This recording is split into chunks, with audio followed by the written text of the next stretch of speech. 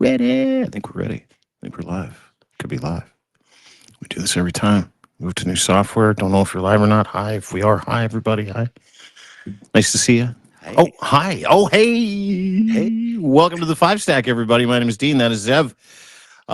You can find us every day at 3 o'clock right here. Usually every day at 3 o'clock.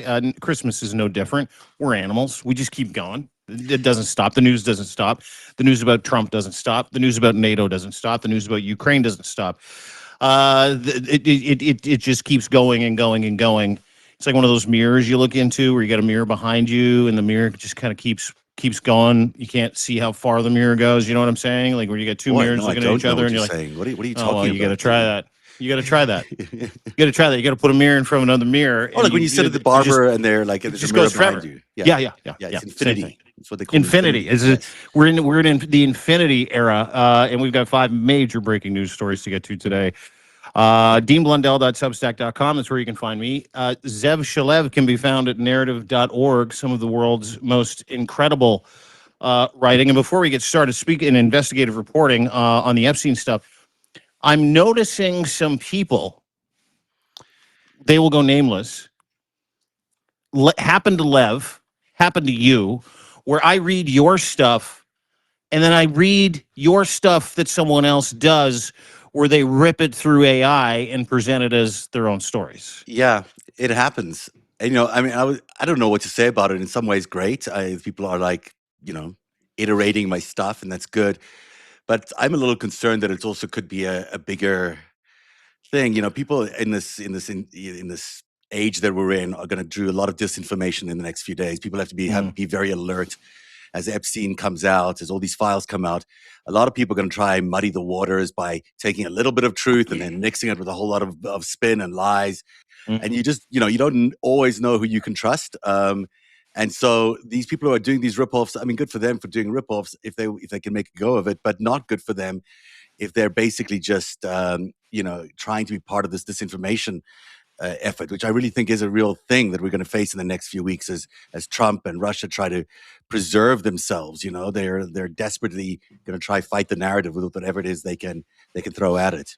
Yeah, Um, yeah, and you know what? And if I could just add on top of that too, is I mean, you've done some incredible work over the past 10 years, specifically recently giving people context with the Greatest Heist series. And so this weekend, farting here's around Lev, by the on way. Substack. What's that? Here's Lev, by the way. Oh Hey, my guy. how are you? Yeah. Okay, we're talking about how Hey people are guys, ripping both of you off. By the way,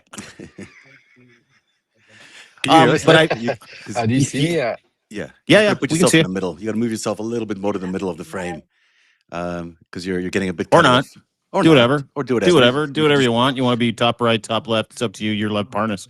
yeah, you can be Um, whatever you want to be. but I'm reading this story that sounded eerily familiar to yours, and I'm not going to out the person because it doesn't matter. They don't have a ton of followers. I know they're trying to make a go of it, and I know there's a bunch of people that are bogeying work. But then I'm watching and venerable group of guys over at Midas Touch. I'm watching them do their thing, and they're basically just kind of recounting what Zev said that morning or Lev said that morning Yeah, without yeah. giving him any credit. And I'm like, folks, one thing, and listen, no sour grapes, as you pointed out. I've seen my stuff get lifted as well. Doesn't matter as long as you're getting the information. But the one thing that I think, and you kind of pointed out, everybody needs to be aware of over the next little bit is people that are going to try and take some of that work that we do that is well sourced, that is fact based, twist it, turn it, add a narrative around it, or just steal it all together and do a piss poor job of something that we originally did, which is fine. Like I said, as long as you get the information. But heads on a swivel this week, especially when it comes to disinformation, when it comes to out and out lies, when it comes to taking really solid work and bastardizing it to make it sound kind of familiar, because that's what we're seeing. MAGA, Russia, people that have terrible, moral compasses do to us on a daily basis, and they're trying to do it to you. So heads on a swivel. If you see a check mark, great. Always vet the information. Always fact check the information and always try and come back to the source. We're never going to lie to you. We're never going to rip off other people's work. We're never going to do that stuff. But what we will do is we will call it out when we see it. And I think it's kind of time to pay the piper, if you will. This has been a thing about independent media. No one ever credits us. No one ever credits the independent journalists. They always take our news and then they pick it up and they make it their own. And that's, in some ways just the way it's always been. But because of the environment we're in, everyone needs to pay extra special attention to where their sources are, getting their information. And Hmm. if stuff isn't well sourced and isn't factually based, you dismiss it, because the way disinformation works is they take a kernel of truth and then they surround it with a whole bunch of lies. So there's always a little bit of truth in whatever disinformation exists, and then there's a bunch of spin around it. So you got to be, it sounds truthful. There's something to hook it onto, but a lot of the stuff is just isn't Yeah. isn't verifiable or isn't factually based. So it's Yeah. something that Yeah. people Yeah. need to be really aware of. I'm surprised, that it includes some of these other guys, some of these guys we've all begun to rely on. But also, the independent media system is becoming an ecosystem. I mean, Lev Parnas is a big name in that media system. Dean Blundell's a big name in that media system. And so we're in the zeitgeist a lot more. I guess it's not so surprising that some people are lifting stories, or at least, but without credit, is really annoying when it's Well, done. I couldn't believe it, Lev. You can kind of speak to this. Lev Parnas, Lev remembers everybody go subscribe to his Substack. Lev, you can kind of speak to this because something you and I discussed at Coffee and Tea with Lev and Dean on Saturday magically appeared on the Midas Touch Network later on that afternoon. Lev, you there? Can you hear us? Do you hear me, guys? Yeah, Yeah, we yeah, hear we you. can hear you now. You were Can you hear breaking up. us? Do you hear me now? Yeah, Oh, now Yeah, yeah. yeah, now I hear you perfectly. Yeah, you were breaking up. I heard you saying something about lemon and coffee, and then Yeah, am Coffee I and am I Tea in with the Lev and center? Dean Can on you see Saturday me? appeared on almost verbatim what you had told us about Ukraine. Appeared almost verbatim on Midas Touch later on that afternoon, Saturday. Uh, Oh, really? I didn't even know that. Yeah. That is interesting to hear that. But today is was an interesting morning. I woke up with a lot of subscribers sending me text messages and DMs, basically asking me if there's a problem with Midas Touch, and I wasn't aware because I thought everything was fine, and we're all on the same team. I asked what the problem was, but they said that there's Midas keeps reporting on Ukraine, never ever, talking about me, never bringing me up there, and what was the problem? I reached out to them. I reached out to Ben. I reached out to Brett. I have not heard back from them yet. What it is, but I'm going to tell it. The way it is. I want everybody. It's not just a Midas touch. Every single reporter out there. I don't care that they go use the information and go out there, because that's the point of us giving the information, to make sure that it's spread. Mhm. But there's a thing called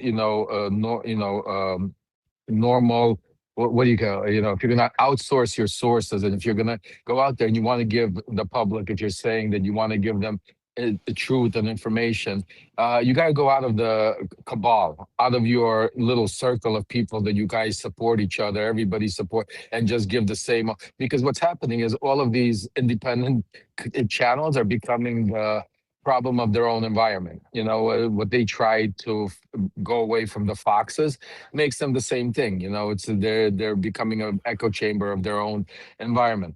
The bottom line is, I'm going to tell each and every one of them is this: if they're not reporting the stories that we're breaking, that means that they, for some reason, feel that they might not be true, or there might be some issue with them. So then I challenge them to come out and then tell me why they're not doing it.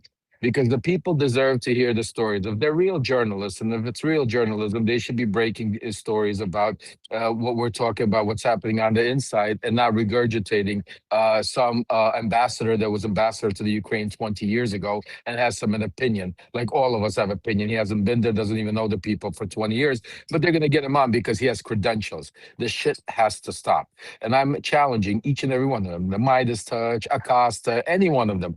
They want to keep calling themselves independent journalism, then you better come out there and tell me why you're not reporting on what we're breaking, because I'm going to call you guys out every time. Because if you, this is news, and it's already disgusting that subscribers have to be coming out and asking me why they're not coming out. I don't know, guys. I don't know why they're not reporting the real news and want to just give you opinions about what everybody else is doing it. But we have the real news. We're going to keep pushing it, and we're going to expanding it. And I'm not going to allow this, to happen, because we're going to have them explain it to every single one of us. Why are they not reporting it? Because if I'm lying, or if this is not real news, or if this is not accurate, come out and then show the facts. Because I have all the receipts, I have the facts. I've been reporting on stuff for the past 6 months. They have been breaking every single day. You have people like Joy Reid bringing me on. You have Wajida Heed bringing me on. And then you have some of the biggest powerful platforms on the left that just refuse to do it.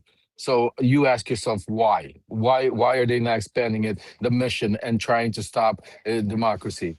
Are you I talking? don't You're have talking any about the paywalls, but independent they all media. have plenty of paywalls. You're talking specifically about the independent media crowd, or like the about the networks themselves, the big broadcast networks. You're Like talking all of specifically. them. Oh, um, Yeah, I think all of them. I think that's kind of what he's saying, right, yeah. Lev? It's we're there's a reason why we're up underneath the floorboards of mainstream media, and we're coming up underneath, and we're going to get them. It's because they're not reporting the things that we do, and when they do, they take that information and they pass it off as their own information, which is Mm. fascinating to me, right? Like watching Lev repeat what he repeated the other day, and then seeing it kind of appear on Midas, but not really get into it. And then it's and listen, they do great work there. They're getting great intentions. Da, da, da, da, da, da. But what Lev's talking about, we've been yammering for the last month and a half about what's going on in Ukraine. Nobody's covering it. Nobody Yeah. talks about it like That's it needs to be exactly. talked about, right? Like nobody talks about it. And that's because they're choosing not to, or you think that they're just not choosing to credit you with it? Is it the crediting that's the issue, or the fact that it's not being covered? I don't know if we're going to get Lev. I think he's all. I don't know if he can hear us. Um, you know what, Lev? Why don't you get situated? And I'm oh, actually I'm I'm about to get into the car, so it'll okay, be better hear me there Okay. because I'm Well, yeah, walking, we'll and we'll I'm have you gonna. If back you another lose me, time. I'll It's okay, all good. reconnect right okay. now. All right, Okay, all buddy. right. Yeah, you go do your thing, and we'll talk again. Appreciate it. Love you, Okay, pal. Talk to you take care. soon. He brings up, but what he brought up, and we were chatting about it this morning, and then I saw something that you put out yesterday. Is listen, we're not here to aggregate everybody's hopes and dreams when it comes to information. We're here to do the job that we do. We happen to like each other a lot, so we work well together. We happen to tell the truth, and we happen to put a lot of work into informing and affirming you, right? Like that's really what we're here to do. And we are you. We love it. This is not going to stop. But the time, and it's funny because like yes, on Saturday we did 2 hours of content that was so compelling, that was Yeah, I Ukraine watched it. It was forward. great. You guys did a It great was job. Well, Really. thanks, dude. But I scoured mainstream media after that. Mm. They didn't cover any of the shit we talked about, and we had thousands of people watch that thing. And I'm like, there's a problem here. And so Lev calls me this morning, and he's like, "Hey, did you see this thing?" And he's got people commenting, subscribers coming to him. Like, we get news from you. We don't get any. We don't even get a sniff of the news that you break on any mainstream media channel. And when they do cover it, they cover it in a small, like in a microcosm of the conversation. And then what they do is they just don't send anybody any credit for it. They don't say, "Hey, this more." Like I have never in my life, and it's funny because as soon as Lev brought it up and I saw your post this weekend about people stealing your content, I was like, man, oh man, oh man. It's like the people on the front line, and they're doing content that are doing real, truth telling, sourced, factual information on what's going on with Trump, with fascism, with Ukraine, with the border, with ICE, what he's trying to do to the United States of America. And I get it. I get CBS is scared shitless. I get that Barry Weiss is the head of CBS. I get why that exists. I get why they want to buy all these other programs. But if you ever wondered how sick America was, all you have to do is watch what we do on a weekly basis, and then try to cross-reference that shit on mainstream media in the United Oh, it just States. It doesn't never exist. It fucking doesn't exist. happens. I mean, what we cover is so different from what they cover. It's just shocking to me how different the news is when you get it on the FiveStack or when you get it from you guys than it is on the networks. It just doesn't even. It's not even the same planet sometimes. I mean, it really isn't.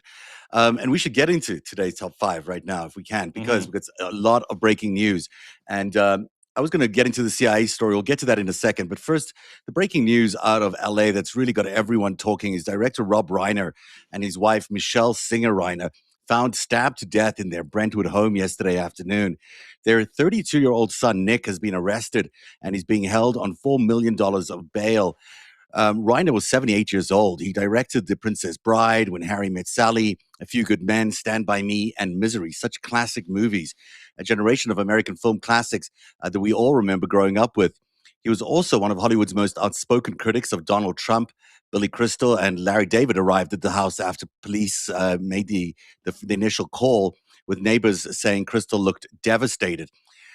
Trump attacked Reiner on Truth Social, even as the family grief, blaming Trump derangement syndrome. And you're looking at a live picture now outside Reiner's home, where they were found dead. He and his wife were found dead after their son allegedly stabbed them to death. The son was obviously dealing with a lot of issues, including addiction and homelessness over the periods of time. And it's an issue that they both discussed at length, the father and son, because they worked on a movie together about Nick's addiction issues. And it's been a real moment for Hollywood as they wake up with this real American tragedy, this devastating tragedy. Because Rob Reiner, not only talented, I mean, brilliantly talented, known to all those movies ring a bell with all of us, but also an activist for the liberal causes and democratic causes. Yeah, for democracy. I mean, that's one of the things that Rob Reiner came to the forefront in the last, I would say, 8 to 10 years is his activism, right? It's probably the most important thing is that he loved humanity. He advocated for democracy, absolutely hated Donald Trump. And this is really tragic for a couple of reasons. Rob Reiner really changed movies for a lot of different people. Rob Reiner, if you remember, I watched him with Carol O'Connor the first time we met him in All in the Family. Oh, yeah. Meathead, Michael Stivic was his name. Yeah. And I mean, just legendary character, legendary film producer, legendary human being whose son Nick had terrible addiction issues, as you pointed out, very, very troubled, emotionally troubled. The police, so two issues here, obviously the incredible sadness and the outpouring of love and support for the family. He's got brothers and sisters, and of course, Mr. and Mrs. Reiner, who are both deceased. They've got kids from other relationships as well. So I mean, the grief is incredible, and just he was a giant in the entertainment industry, in the film industry, and was loved by everybody, absolutely everybody. It was interesting because he did Stand By Me. Jerry O'Connell put out a tweet this morning, and it just brought me to tears. Yeah. I mean, his credits alone. When you think about the kind of movies he made movies about supporting each other, loving each other, finding love, finding friendship, finding hope. That was really Rob Reiner's secret sauce. That was why he was incredible. And then, you fast forward to yesterday at 3 o'clock, call comes in, and, Rob Reiner and his wife are found dead in their home. They take their son into questioning. He admits that, from what I've read, this is just, and hearsay to this point, he basically admitted that, I killed mom and dad. So, that in itself is just this incredible tragedy.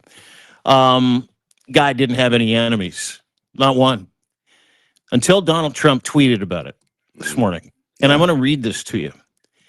This man is so fucking sick. What he said about Rob Reiner in this True Social post, I'll read it to you in just a second here. I know we've got it on the screen. Follow along. It's too small for my tiny eyes.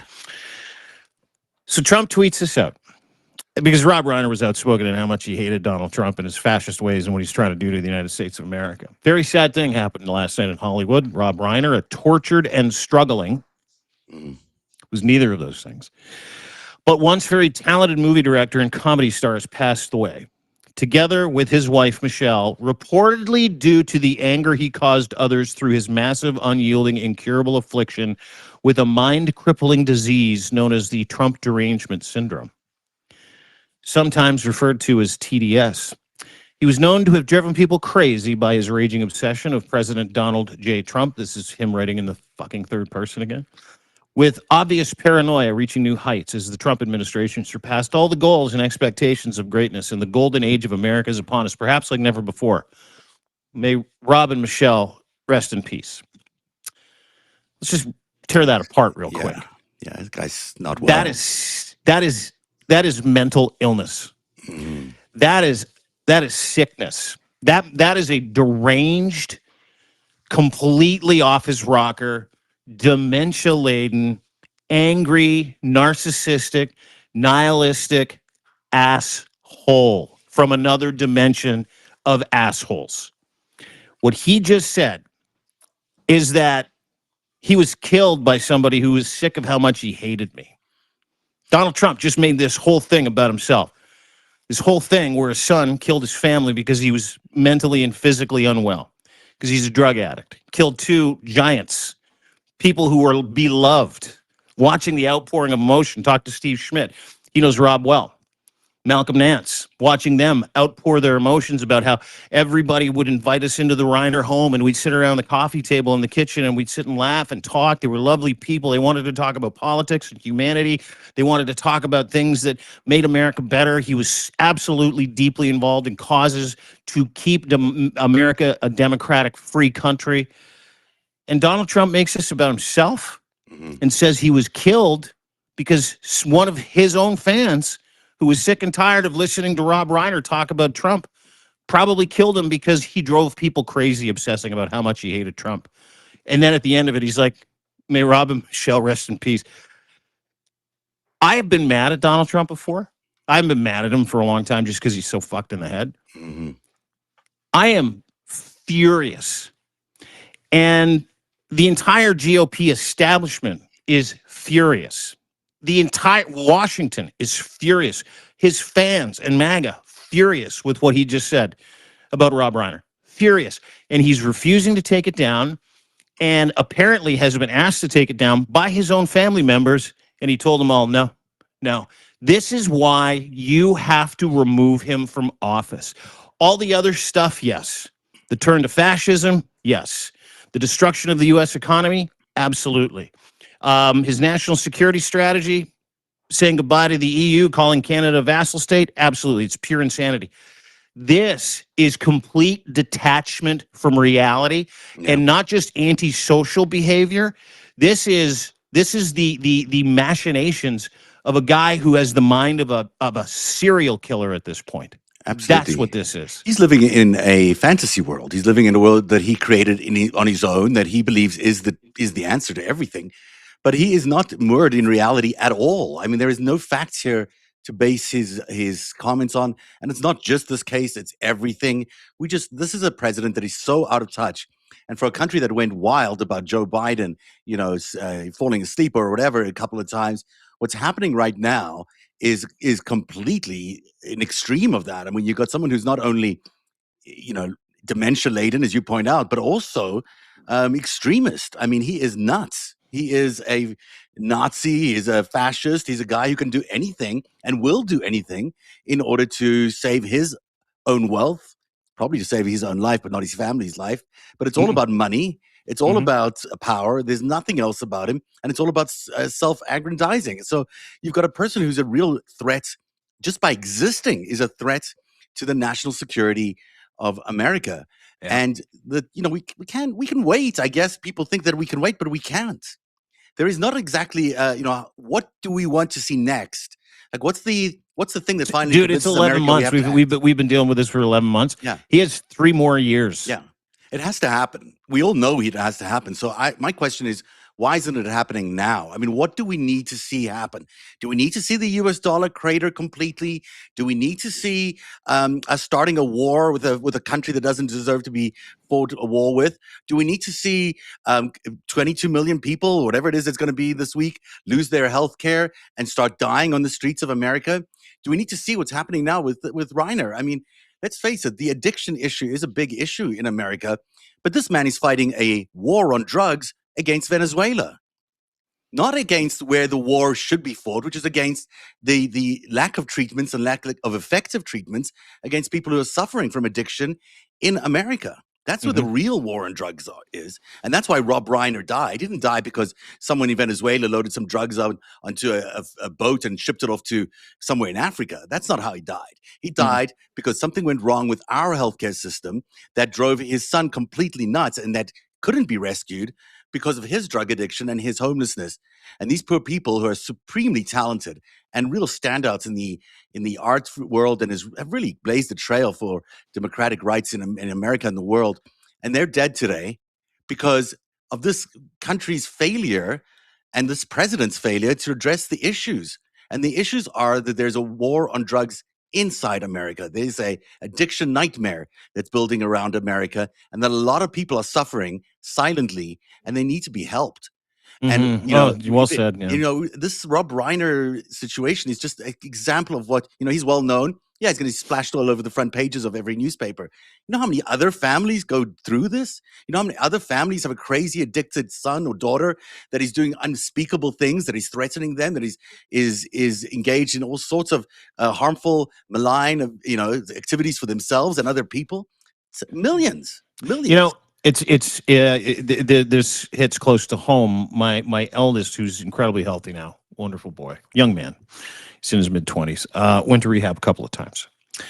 And what a lot of people don't understand is how heavy criticism hits when something bad happens to someone you love when it comes to addiction, like especially if they're in trouble. Now, I want you to imagine that scale of pain, okay? When your son is helpless, or it does something like this, steals your car, kills your parents, level of pain. And then I want you to imagine the guy who's supposed to be the comforter in chief of the United States of America mocking them, laughing at them, putting out a truth social tweet saying, whatever, someone who loves me probably killed him because he just drove everybody crazy with how much he hated me. He's got a crippling brain disease. He was a struggling movie producer, just demeaned him. The guy hadn't been dead for 12 hours. And his son was arrested for his murder. Oh, and his wife was also murdered by his son. That's the comforter in chief. And when you love somebody, like, I mean, the Reiners have a massive family. Carl Reiner was his dad, great actor, by the way. And when you love somebody and they die, and the president of the United States takes time out of his morning to mock you, to mock the death of that loved one, whose life was cut short at the age of 78, along with his wife's at the age of 68, because his drug-addicted son allegedly murdered them in a fit of rage. Trump's response? This is a Kennedy Center honoree, by the way, Rob Reiner. Trump's response? Whatever, he's dead. He had crippling brain disease known as Trump derangement syndrome. It's probably why he's dead. Drove everybody crazy. Anyway, he's gleeful about it. He's actually gleeful about the fact that one of his so-called political enemies is dead. Murdered. And was murdered, not dead. Murdered in his own home by his own son. Gleeful about it. He actually thinks it's funny. He thinks it's appropriate to make jokes about it. And, just to highlight the difference between this thinking that Donald Trump has and the thinking that people like Rob Reiner had. Here's Rob Reiner talking to Piers Morgan a while ago about Charlie Kirk's death. When you first heard about the murder of Charlie Kirk, what was your immediate gut reaction to it? Well, horror, absolute horror. And I unfortunately saw the video of it, and it's beyond belief what happened to him, and that should never happen to anybody. I don't care what your political beliefs are. That's not acceptable. That's not a solution to solving problems. And I felt like what his wife said at the service, at the memorial they had, was exactly right. And totally, I believe, I'm Jewish, but I believe in the teachings of Jesus, and I believe in doing to others, and I believe in forgiveness. And what she said to me was beautiful and absolutely, she forgave his assassin, and I think that is admirable. That's how you react to the death of someone who's a political enemy or perceived political enemy. You don't put out a tweet or Truth Social like Donald Trump did, making fun of this great man, and also a legend in there's not a single person alive today that has not been touched by one of these movies. When Harry Met Sally, how many people know that scene in the Cat's Delicatessen? I think it's that. I think it's Cat's Deli. That scene is so famous, that orgasm scene. And then there's A Few Good Men. I mean, just to think about that incredible movie with who was it who played Jack Nicholson, Tom Cruise. Amazing in it. One of the best performances ever. Stand By Me, you've talked about it already. One of my favorite movies of all time. Yeah. Seminal movie for anyone growing up in the last 50 years would know Stand By Me is just one of those beautiful American stories told. And Misery, the Kathy Bates story. I mean, there's so many amazing classics. And Donald Trump is obviously a part of that fabric. He grew up in that same time. He had, he's experienced these movies, and yet he has no remorse, no ability to understand the emotional depth of these movies, or the creator of these movies dying. It means nothing to him. Nothing. It's something to be gleeful about. He was happy. Yeah. And the tweet, he thought it was a joke. He thought it was a joke that everybody would love, right? Like everybody would love this joke. Yeah, he died of Trump derangement syndrome. Someone probably murdered him because of that, because he hated me and he had a crippled brain, and he was a struggling former excellent movie producer who's fell on hard times. None of that is true. None of that is true. He was stabbed by his son who had addiction issues, as it was his wife. If you want the truth, here's the truth. What happened makes Donald Trump's Truth Social tweet even worse. His son came up behind his dad and mom and slit their throats, and Donald Trump was laughing about it. He's laughing about it. It's fucking Christmas, dude. One of the most legendary human beings Hollywood has ever seen was murdered by his drug addicted son, along with his wife. And he's laughing about it, as you point out, gleefully pointing out, lying about what it was that was the cause of death, thinks it's a funny joke. Thinks it's a funny joke. That is the president of the United States. Now, I've seen a lot of really shitty things from Donald Trump. This is the shittiest. And if people around him aren't going, we're going to get crushed in the midterms, this is not going to help. And by the way, that's insanity. He has a diagnosis of dementia that he's hiding from everybody, and this is how it comes out. This is disinhibition at its finest. It is 1 and 1A when it comes to the symptoms of dementia, and he's hiding his dementia diagnosis. Is that when you have dementia, you become nasty, mean, and that filter that you had is gone. Not that he ever really had a filter, but version 1, 2016 to 2020, you could see him try and keep a bottle on it. Like he tried to keep a cap. He is absolutely off the chain with dementia, disinhibition, and the worst version of that man, which is the worst version of any man you will ever meet, according to every metric, whether it's the rape, whether it's the pedophilia, whether it's the theft, whether it is the 26 documented sexual assaults of women, whether it was his decades-long friendship and helping Jeffrey Epstein run the Epstein files and his pedophilic sex trafficking cover-up.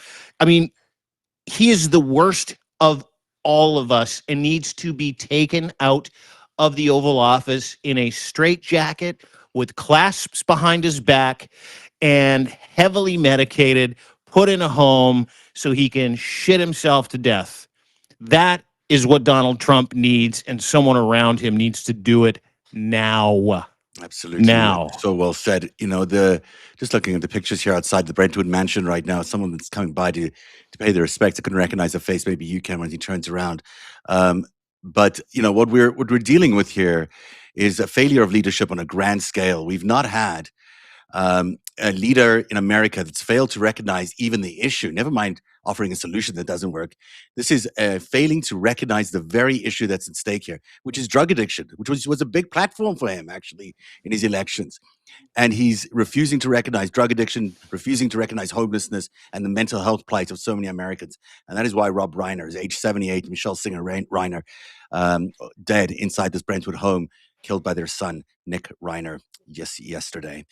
Let's move on to the number 4 story on the countdown today, which is all about another tragedy. Unfortunately, this one is about Bondi Beach, where 16 people are now confirmed dead after the Hanukkah massacre there.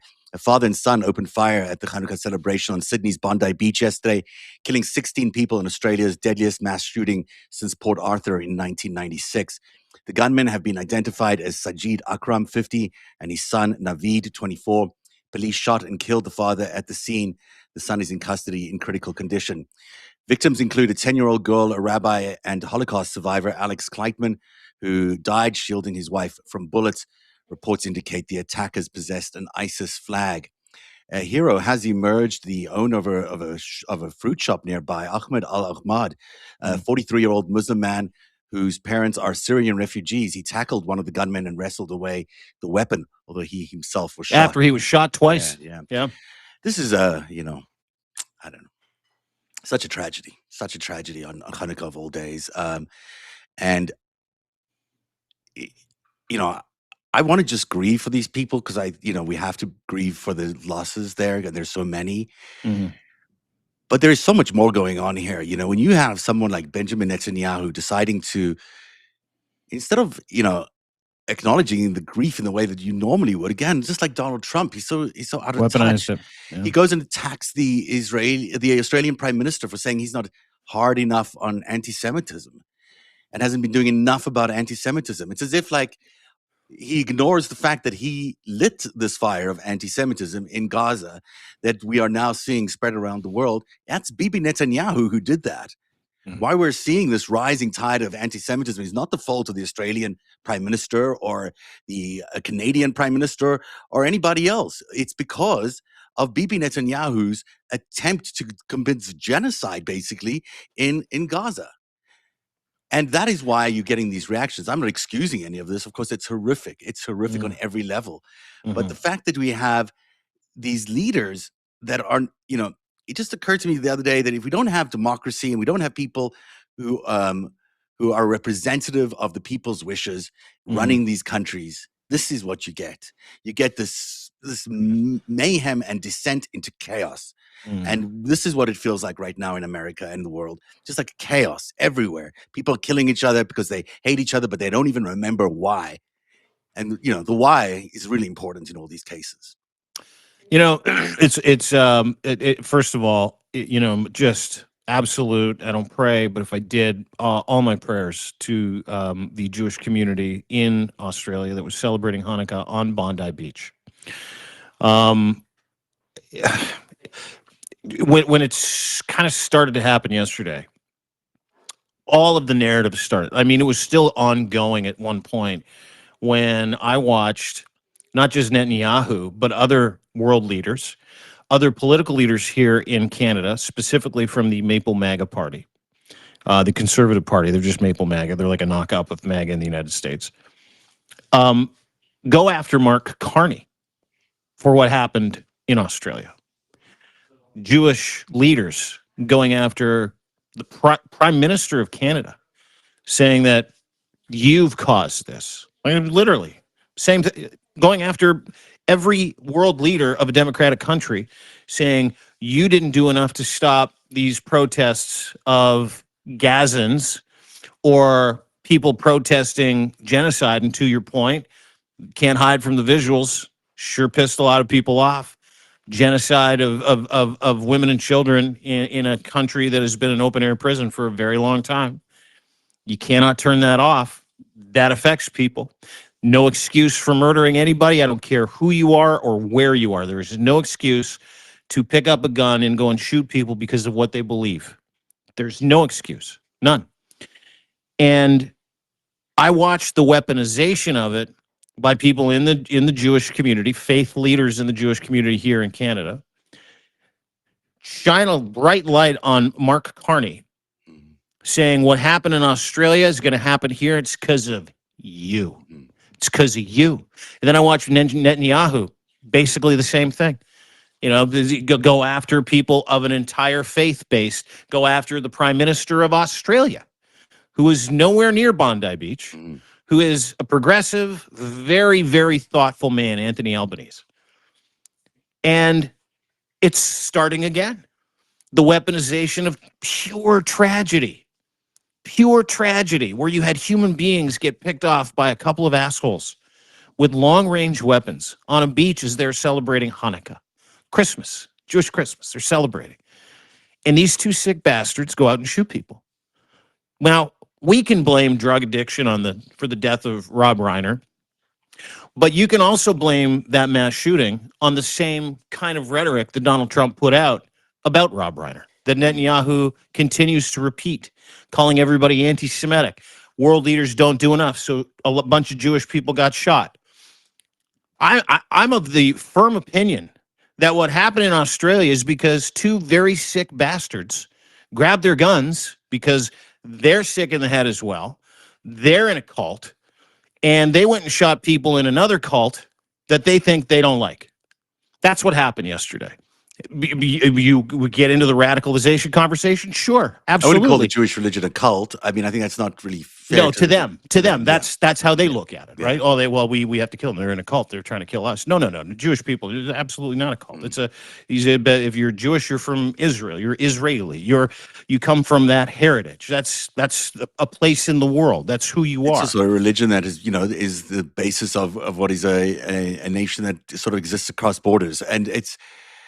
This I understand the Jewish community because I'm Jewish, of course, myself. I understand the need to protect ourselves and be concerned about, but this defense of anti-Semitism is so heightened in this time that it's almost I don't even know how to put this effectively, but it almost becomes it worsens the situation, doesn't help the situation. It puts us Jewish people in a defensive position. It puts us in a ghetto, really, of our own making in some ways. We don't spread ourselves into the community. We don't do the things we used to do, where we're more integrated into society.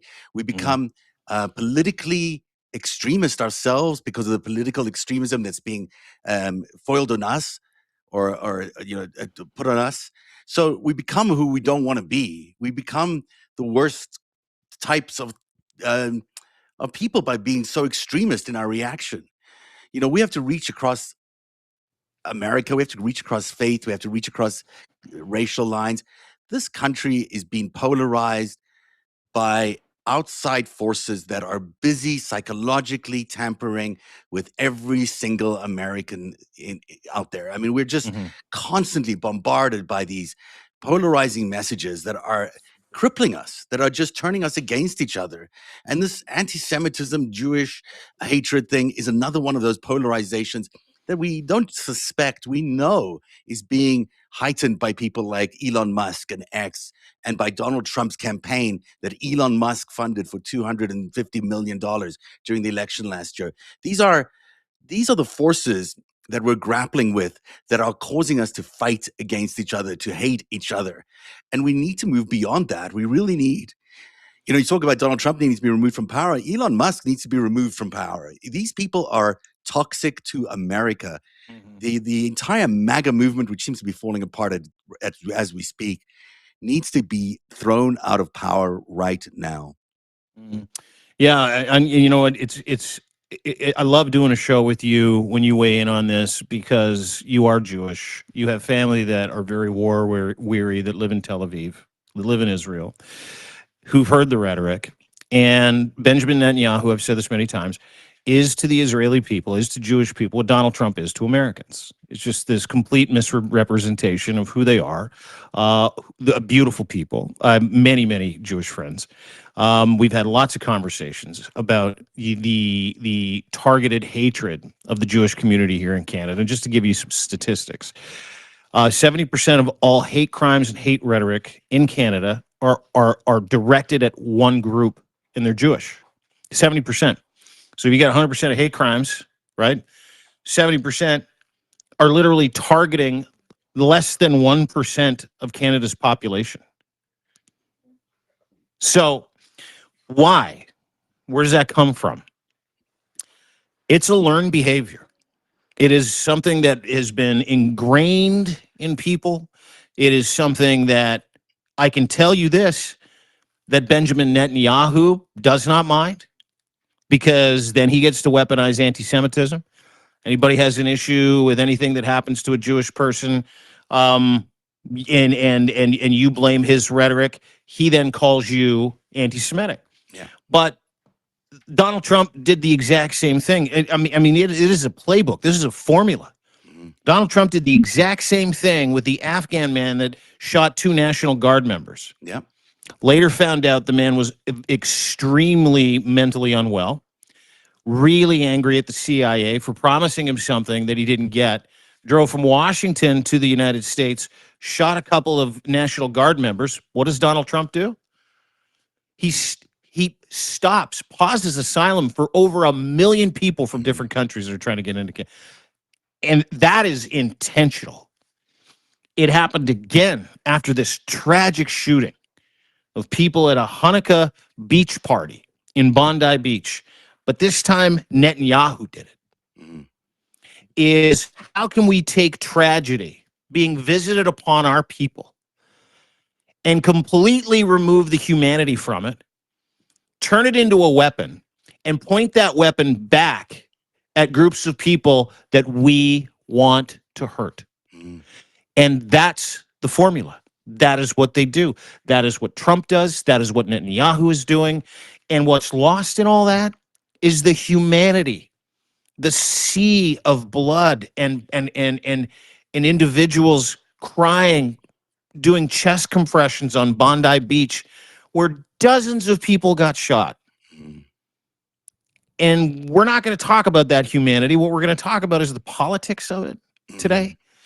We're going to talk about the assault on the Jewish community by two psychotic Muslim extremists. And we're going to blame Anthony Albanese for it because it politically helps Benjamin Netanyahu.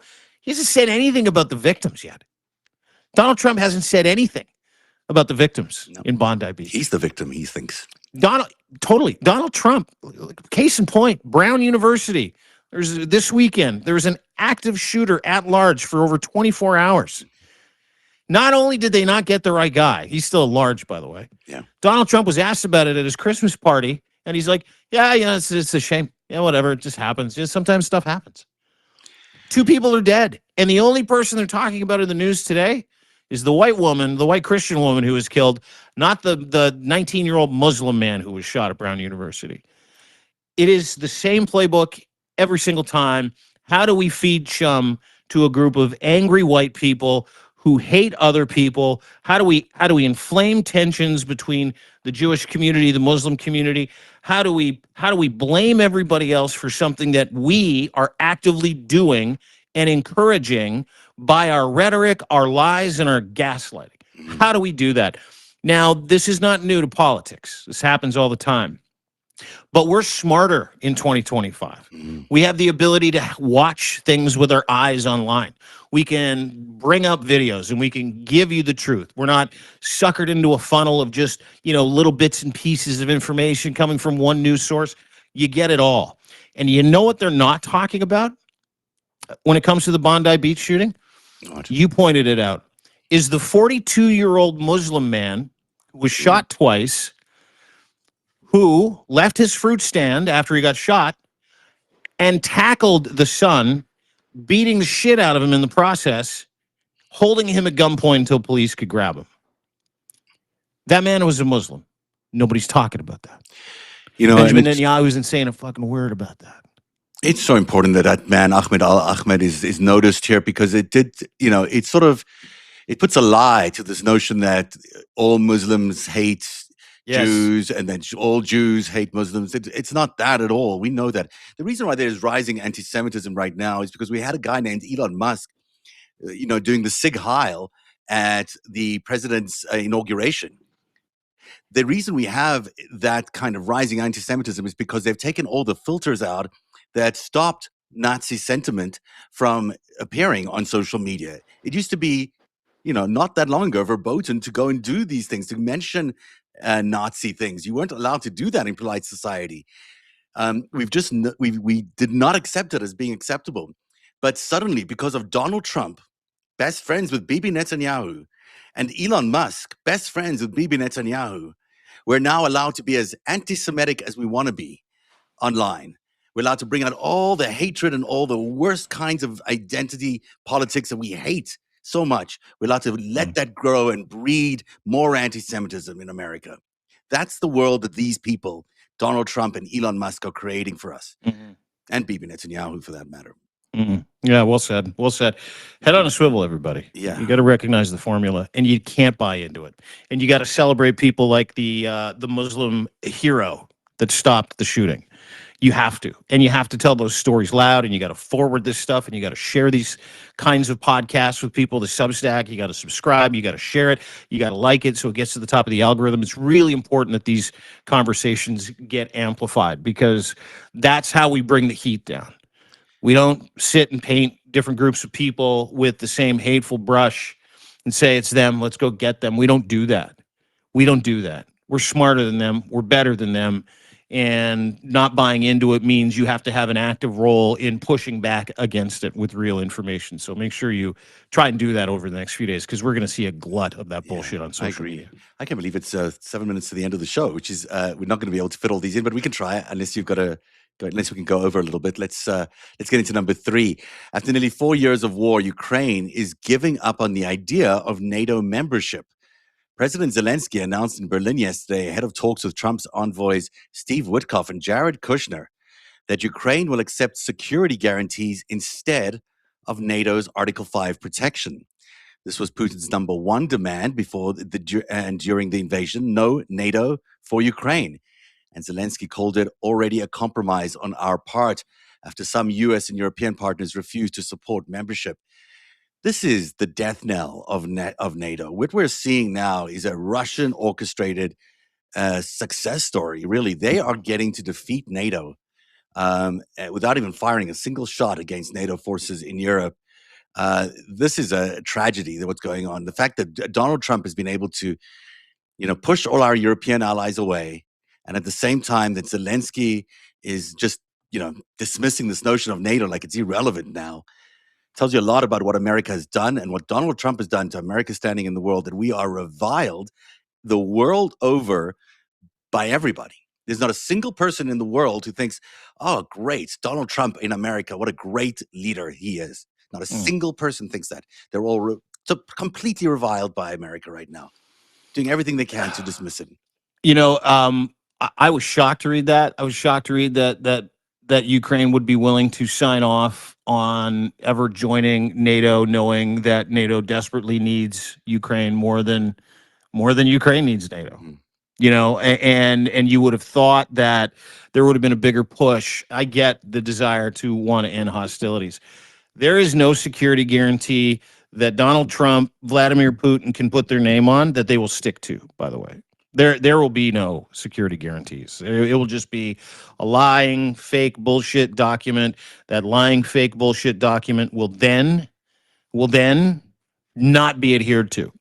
And what amazes me is, about a week ago, it was a sneaky little story that we put out 4 or 5 days ago, but it broke about a week ago and nobody paid attention to it. Going back to our original conversation, which is nobody's talking about the shit that needs to be talked about. Donald Trump sent a letter to the EU and he effectively said, hey, by the way, we're out of Europe in 2027. So get while the getting's good. And the United States is now going to move all of our assets from the EU, which we have tried to successfully, the United States successfully moved assets in and around Europe for this very reason, for the last 80 years. And now what they're saying in D-Day is not only is Ukraine not going to join NATO, and the United States pushed that for, as you point out, Vladimir Putin. They also told all those EU countries that we're no longer going to be interested in the defense of the European Union. So 2 things, right? He's killing NATO. He's destroying his relationship with every democratic EU country. And let's add a third on there. He's also bringing all of that hardware back to the United States, which will take 3 to 5 years, by the way. So why is he bringing all that hardware back from Europe to the United States? What does he need it for? What does he need it for? Does he need it for Canada? Does he need it for Greenland? Does he need it for Panama? Does he need it for Mexico? All of the above. I don't Does know. he need it for Costa Rica? Does he need it for Venezuela? Does he need it for Chile? Does he need it because he's going to go to war with the North Americans and the South Americans? While over in Russia, Vladimir Putin gets to restock his army, right? There's a change in the environment if there is some kind of peace deal. And then he gets to go to war with anybody because NATO is now no longer going to come and help. And the EU has been told Donald Trump is not interested in having the United States act as the security guard for all of Europe, which we have for 80 to 85 years. It's the death of the United States. It's the death of NATO. That's exactly what we're talking about. And it's some of the saddest shit ever. European leaders are saying just that. It's the end of the era of Pax Americana. America's been leading the world and leading democratic change around the world for 80 years. And this man, Donald Trump, is busy destroying. Wrecked it in 11 months. Yeah, in 11 months. Unbelievable. Really stunning. The number is 2 story speaking about wrecking America. 22 million Americans are about to see their health insurance premiums double when ACA enhances subsidies expired this December the 31st. So today is the enrollment deadline for coverage starting January the 1st, and people are signing up without knowing what they will actually owe. Congress is deadlocked. The Senate tried twice last week and failed. The House GOP plan doesn't extend subsidies at all. Average enrollees will pay $1,016 more per year. 4 million could lose coverage entirely. At the same time, NBC polling shows Trump's approval is underwater as he nears year's end, with erosion among his own MAGA base specifically. His handling of the Epstein files, the number one issue that is causing him to lose support. Mm. It's this tragedy that's happening January the 1st. Yeah. What do you say? Listen, and I blame everybody. I blame everybody. I blame Democrats for allowing him to do this. I blame Republicans for allowing him to do this. I blame everybody around him that's allowed him to do this. You're going to watch 22 million people get assessed somewhere between 5 to 6 times what their original premiums were and not have a choice in the matter. So now they got to make hard decisions. A lot of families that have enjoyed having access to very expensive health care at a price that they can afford, right? For well over a decade.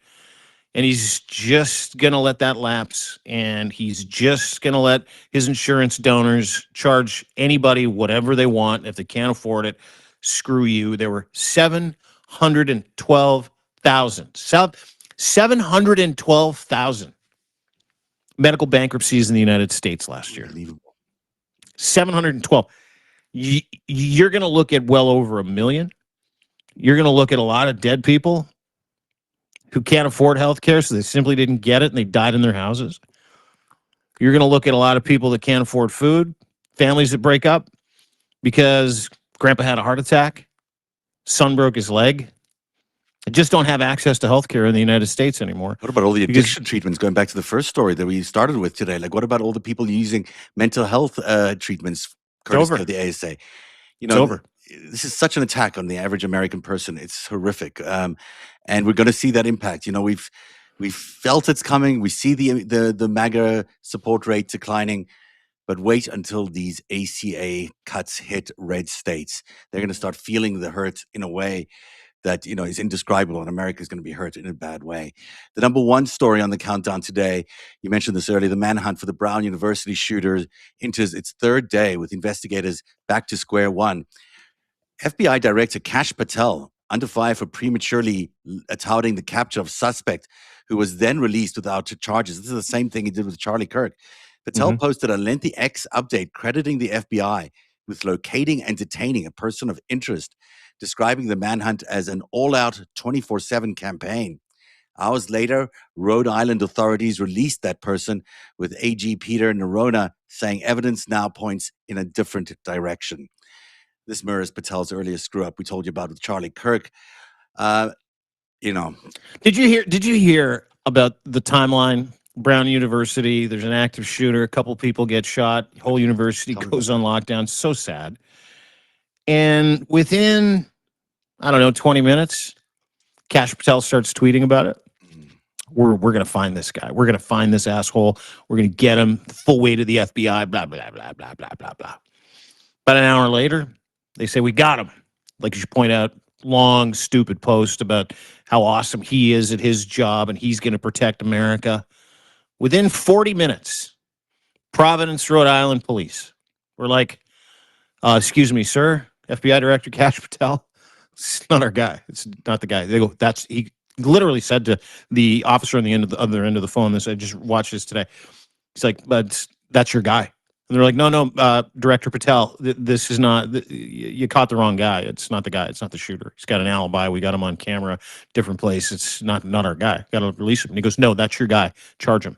And they're like, no, we can't do it. It doesn't work like that. It doesn't work like that, Kash.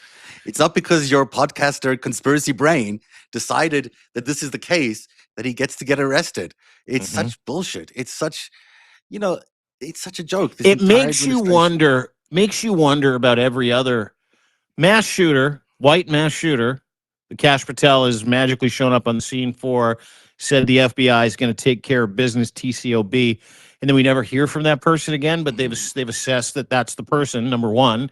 Whether it's this Tyler kid that shot Charlie Kirk or the ICE shooter in Texas, doesn't matter. It makes you wonder how guilty those guys are when they're willing to just go and find a guy, take credit for it, and try to force Providence, Rhode Island police to charge the guy who had nothing to do with murdering anybody at Brown University. Yeah. Meanwhile, Merry Christmas, everybody. Can Santa see in the dark? Does he wear night vision goggles that make everything green? I bet he'd like that because Santa likes green. Or heat vision goggles because he might like red better. Should we leave out carrots, not cookies, on Christmas Eve, since they're good for his eyesight? No.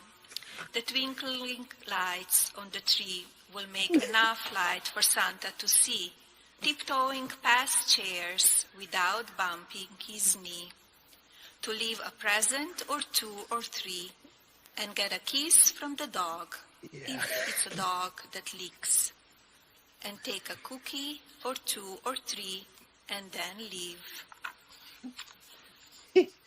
Santa goes up the chimney the same way he comes down. Oh my God. And I have no idea how Santa does that.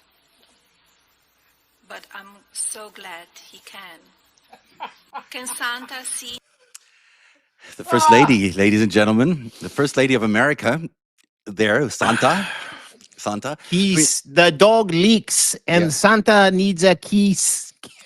Can't even read a children's book. I mean, You know, I put something out about that today. Yeah. She's allegedly fluent in 7 languages. Mm. English Fluent? is clearly not one of those languages. Yeah. She's been here for 30 years. Still can't speak the fucking First language. Lady, she should try to speak English. I mean, it's just, shouldn't she? I mean, I don't know. It seems to make sense. It's just crazy. It's just crazy. It's just crazy to me. And the whole thing, it looks like it's written like by Russian propagandists. The whole decoration, everything looks like I'm sitting and watching something in the fucking Kremlin. It's like it doesn't look like America. It ain't. It ain't. That's a White House book reading.